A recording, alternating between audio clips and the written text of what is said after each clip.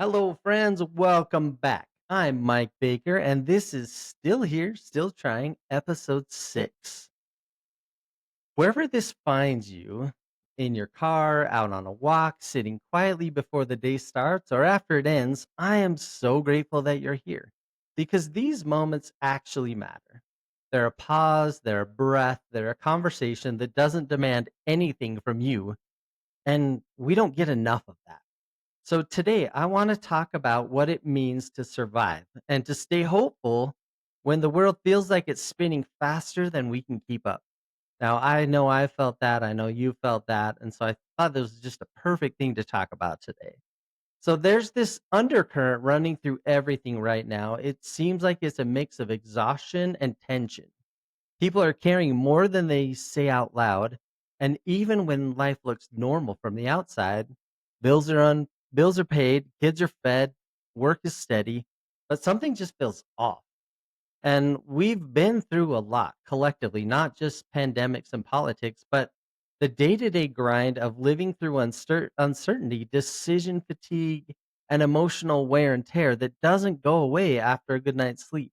I've had conversations lately with people where people say things like, I'm fine, but I don't feel like myself, or I can't focus the way I used to, or I feel disconnected from the things that used to bring me joy. So if any of that resonates with you, please know that you're not alone. There's this narrative that we're supposed to be tough, push through, keep going no matter what. And sure, there are seasons where grit matters, but when survival mode becomes permanent, something gets lost. Creativity dries up. Relationships start to feel thinner. Your sense of purpose gets fuzzy. You stop dreaming, you stop singing, you stop reaching out. It's like your life shrinks to the size of a to do list. And the world we're living in, it doesn't make that any easier. The political divide, the economic stress, the social media noise, all of it makes people feel like they're either drowning or bracing for the next wave. But here's what I believe: we weren't meant to just get through our hard days, we were made to live them. And somewhere inside all of the chaos, there's still a quiet voice that knows that that's true. So, as if you remember, hope isn't found in escape, it's found in presence. It shows up when we give ourselves permission to rest without guilt, and when we tell the truth to a friend instead of putting on a show. When we choose to create something not for likes or praise, but because it brings us back to ourselves. I feel like when I write music, not every track turns into a release, and some of them stay tucked away in a folder, but each one helps me say something that I didn't have words for before. And art can do that, music can do that, not because it fixes everything, but because it reminds us that we're still alive, still feeling, and still finding meaning. There's a piece in the Optimist way where I wrote, some days hope is a fire, some days it's a flicker, but even on the smallest days, it still counts. And that wasn't written in a moment of confidence. That was written after a season that honestly nearly broke me. I was trying to lead through chaos, hold space for others, and still be a good husband, a present dad, a decent human being. And I was tired. The truth is, some days I felt like I didn't have anything left to give, but I kept writing. I kept checking in with people that I trusted. I kept looking for evidence that good was still possible. And slowly things began to shift, not because life got easier, but because I got clearer. So here's what's helped me lately, and maybe it helps you too.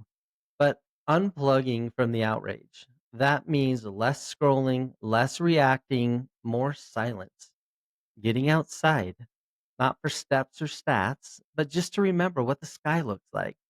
Creating something on purpose. Write a lyric, design a visual, make some art that feels honest, not performative. Letting music speak for me when words feel flat has helped me really connect with something special. I've got a track on the new album called Still Here, Still Trying. And that phrase isn't it's not just a brand. For me, it's a lifeline.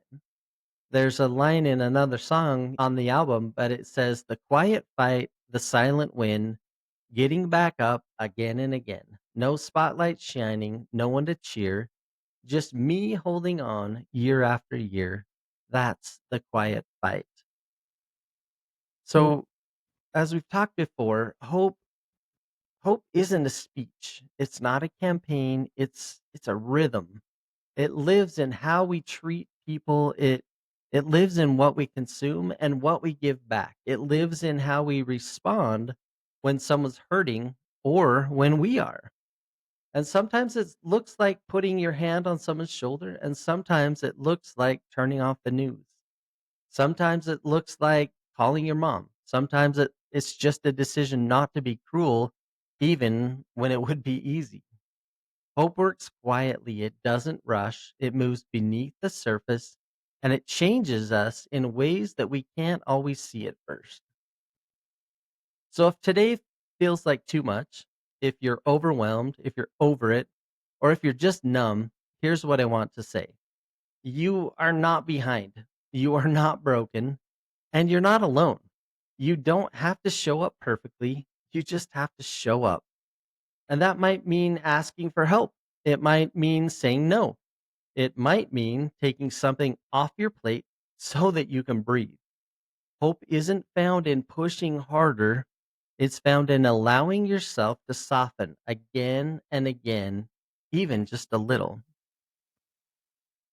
We're all trying to make it through a world that doesn't always make space for softness. But there's something powerful in staying open, in continuing to care, in continuing to create, and continuing to connect.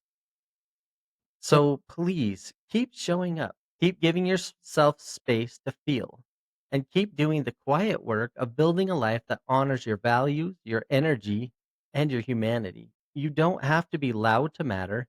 You don't have to have answers to make a difference. You just have to keep trying in your way, in your time. So thanks for being here. Thanks for sharing this space with me.